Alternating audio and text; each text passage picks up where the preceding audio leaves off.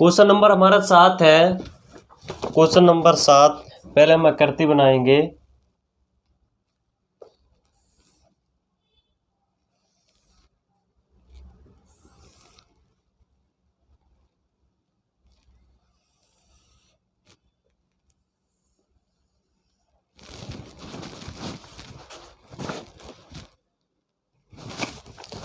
तो question number 7 हमारी आकृति है। ये हमारा ई है, ये हमारा डी है, ये हमारा ए है, ये हमारा बी है, और ये जो पॉइंट है इसे हम क्या बोलेंगे, पी। इसमें क्या दे रखा है, ये जो कोण है इस कोण के बराबर है, और ये कोण क्या है, इसके भी बराबर है। तो हमें क्वेश्चन में क्या दे रखा है, कोण B A D equal to कोण ए बी ई, और क्या दे रखा है, कोण ई पी ए बराबर कोण डी पी बी लिखो दिया है। फिर हमें कह रहा है पी इसका मध्य बिंदु है, ए बी का मध्य बिंदु क्या है, पी। तो ये इसके क्या होंगे, बराबर। ए पी बराबर बी पी होगा, क्योंकि पी ए बी का मध्य बिंदु है। और क्या कहता है, डी ओ ई त्रिभुज डी ओ ई रेखाखंड ए बी के एक और स्थित दो बिंदु हैं, तो दर्शाइए कि डी ए पी हमें दिखाना, पहला क्या दिखाना है, डी ए पी सर्वांग सम है त्रिभुज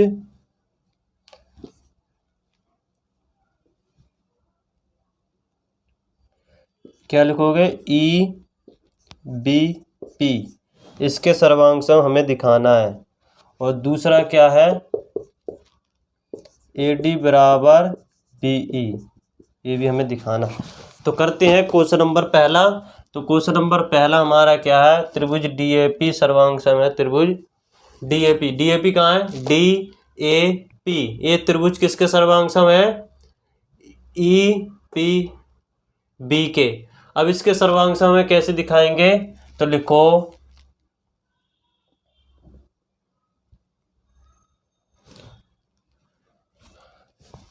इसे हम 1 मानेंगे, इसे हम 2 मानेंगे। 2 से क्या है हमारा, कोण E P A equal to कोण टी पी बी, ये क्या है हमारे बराबर। दोनों में लिखो, दोनों में ई पी डी, कोण ई पी डी जोड़ने पर ई पी डी जोड़ने पर क्या हो जाएगा, कोण ई पी ए प्लस कोण ई पी डी बराबर कोण डी पी बी प्लस कोण ई पी डी, ये हो जाएंगे। तो ई पी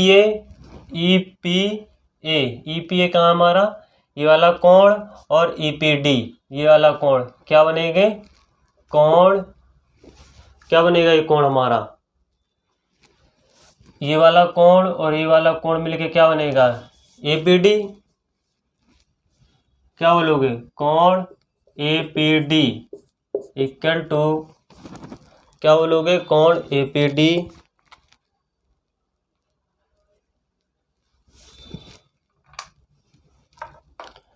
कोण ए पी डी है D P B. D P B ये वाला कोण क्या बनेगा, कोण ई पी बी। क्या लिखोगे, इक्वेशन 3 मान लो इसे। अब क्या हमें दो त्रिभुज मिल गए, कौन कौन से, त्रिभुज ए पी डी, सॉरी लिखो त्रिभुज डी ए पी बे त्रिभुज ई बी पी में, ई बी पी में क्या बराबर है, लिखो कोण पी ए डी बराबर कोण ए बी ई। क्या लिखोगे, दिया है। क्या लिखोगे, दिया है। और इन दोनों में एक चीज और बराबर है, ए बी बराबर ए बी। क्या लिखोगे, ई बराबर ए बी उभयनिष्ठ, या ई बराबर, या फिर कह सकते हो ए पी बराबर बी पी है।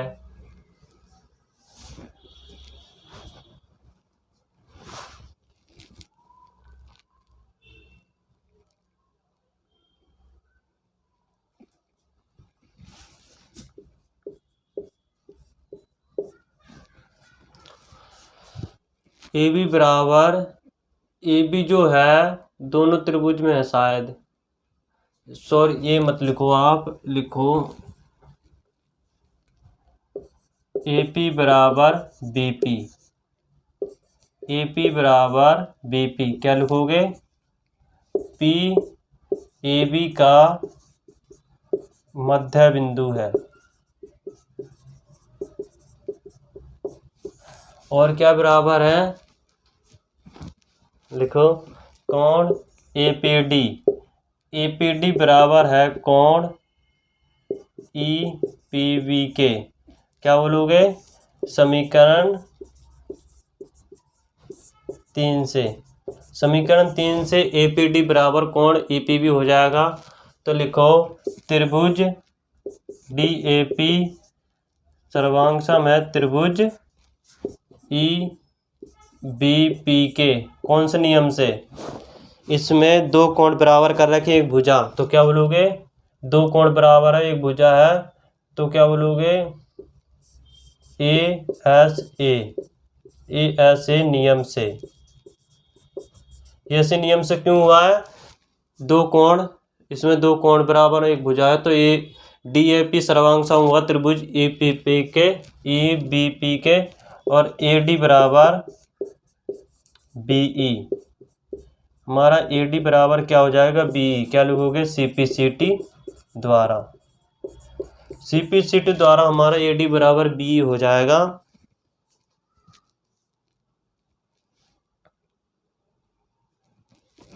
सी पी सी टी से हमारा ए डी बराबर बी ए हो जाएगा।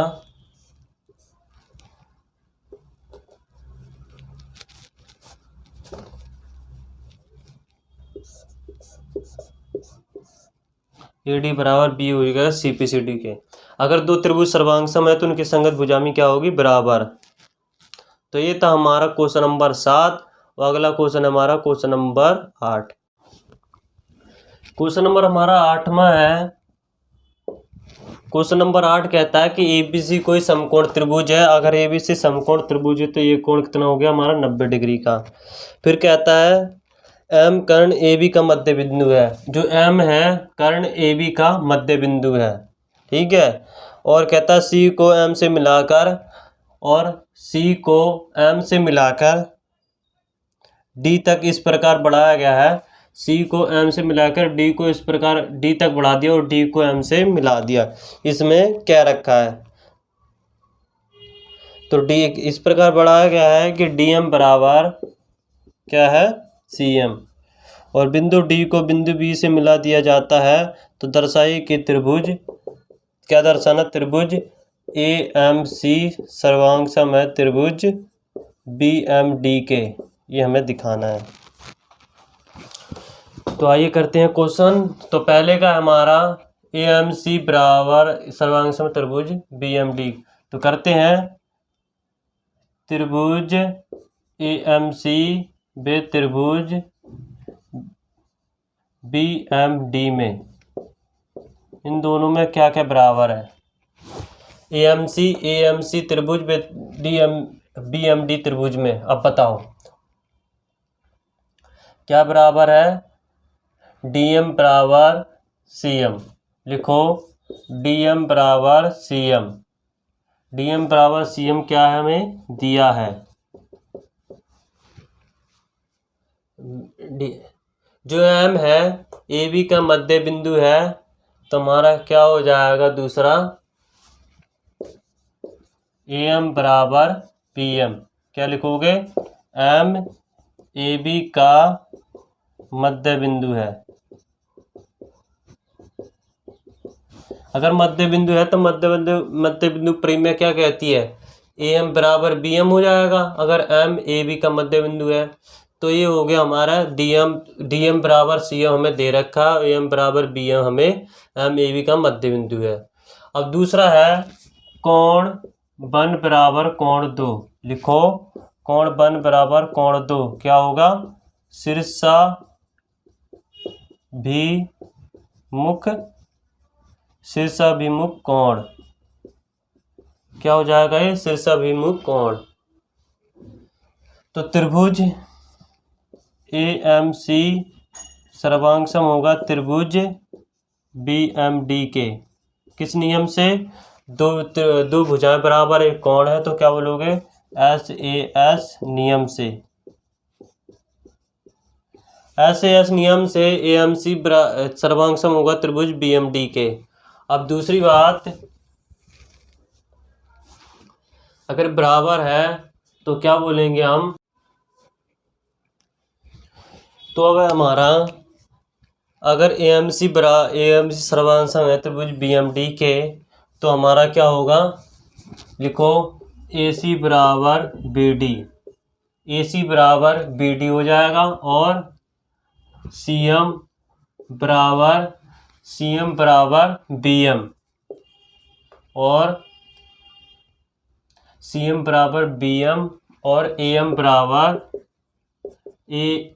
बराबर डी एम।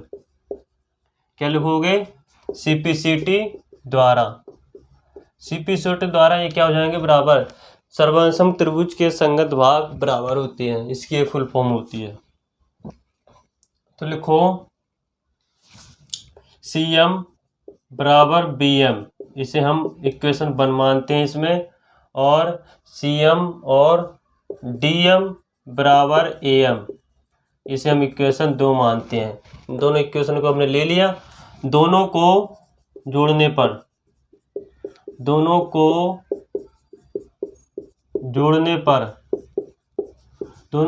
पर तो क्या होगा, C M plus D M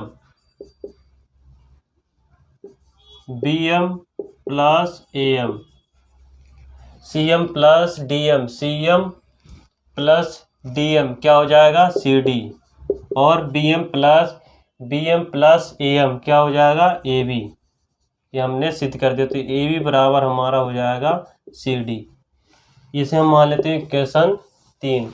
क्या माना हमें, इक्वेशन 3 नहीं मानी सिर्फ, हाँ इक्वेशन इसे 3 मान लेते हैं, इक्वेशन 1 2 3। अब उसके बाद ए बी बराबर क्या हो जाएगा हमारा, ए बी बराबर सी डी हो गया।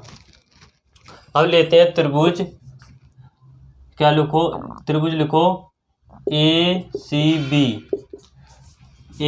बी और त्रिभुज डी बी सी में, ए सी बी और त्रिभुज डी बी सी में क्या बराबर है, ए सी बी और त्रिभुज डी बी सी में। तो लिखो ए बी बराबर सी डी, लिखो ए बी बराबर सी डी, समीकरण 3 में सिद्ध किया, समीकरण 3 में सिद्ध करा ए बी बराबर सी डी। और क्या बराबर है इसमें, कौन सा, ए सी बी, कोण ए सी बी बराबर कोण डी बी सी। तो इसमें ये कोण बराबर है, क्या लिखो, कोण डी बी सी बराबर कोण ए सी बी बराबर 90 डिग्री। और क्या बराबर है भाई इसमें, और क्या बराबर, ए सी बराबर हमारा ए बी बराबर हमारा बी डी हो गया, ए सी बराबर हमारा बी डी हो जाएगा। और लिखो ए सी बराबर बी डी, लिखो दिया है, या फिर लिखो सर्वांग सम ए सी बराबर बी डी, लिखो सीपीसीटी से ए सी बराबर बी डी, 3 इक्वेशन हमने कर ली। अब लिखो उससे आगे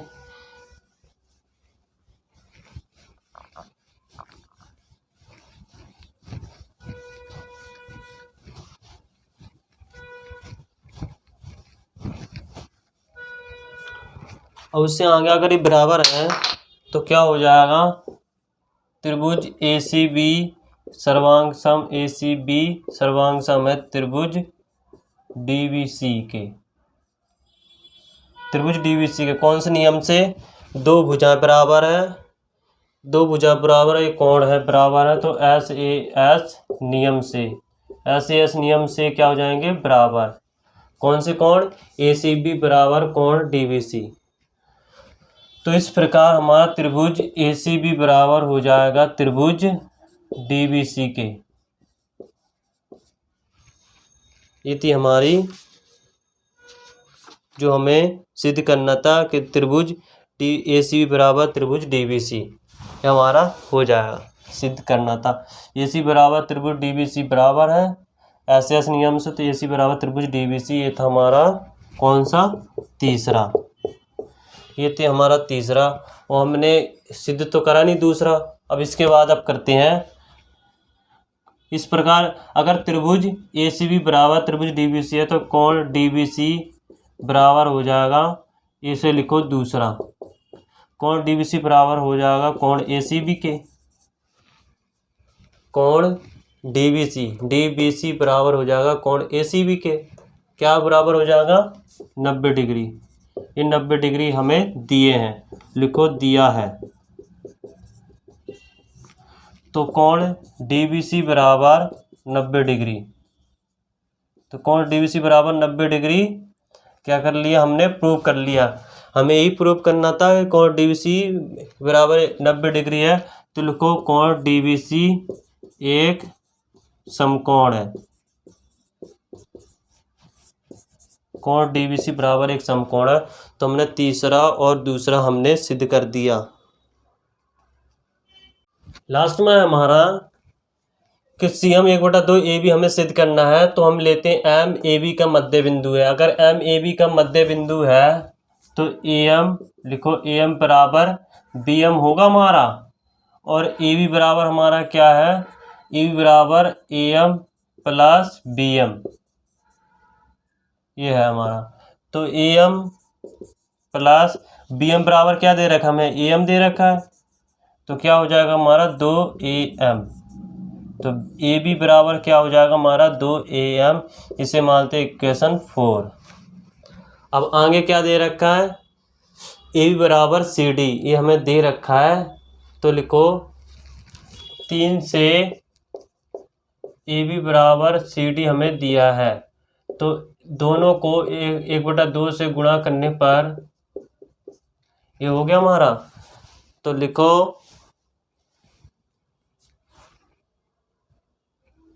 हमें क्या सिद्ध करना है?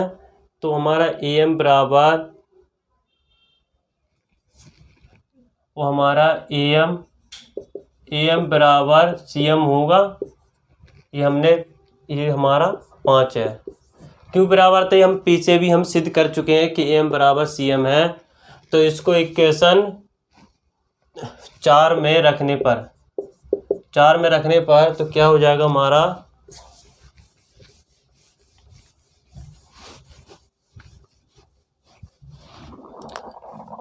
तो ए बी बराबर 2 ए एम की जगह क्या रख दो? C M. तो सी एम हमारा कितना निकलना है? 1/2 ए बी। ये 2 है, वहाँ जाके भाग में हो जाएगा, ये हमने कर लिया। लिखो हैंस प्रूफ। तो यहाँ तक हमारी एक्सरसाइज 7.1 ख़त्म होती है। तो यहाँ पर हमने एक्सरसाइज 7.1 समाप्त कर ली है। हम अगले लेक्चर में आएंगे प्रश्नावली 7.2। तो उससे पहले इसे अपनी कॉपी में उतार लो। यहाँ पर ये लेक्चर होता है समाप्त।